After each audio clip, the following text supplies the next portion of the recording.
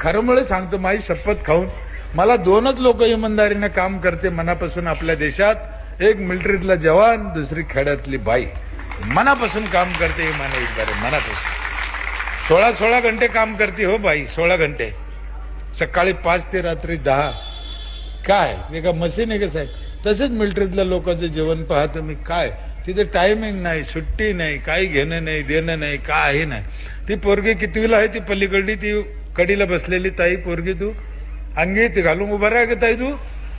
तू तू शेवटचे हातच ना, उभा राहा ना. अरे सांग पटकन पटकन पटकन, चाल चल चल लवकर, काम आहे तुला. कितवीला आहे तू?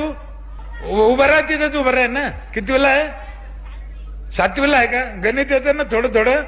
मी एक गणित विचारतो ताई तुला. माणसं उभं राहावं. माणसं किती घंटे काम करते साहेब? खरं खरं माणसं 8 घंटे आणि बाई 16 घंटे. ताई आम्हाला एक गणित सोडून दाखव. माणसं 8 घंटे काम करते, बाई 16 घंटे काम करते, तर पाय कोणाची दुखत असेल? बाईचे. मग हे घरी जाऊन सांगायचं बापाला.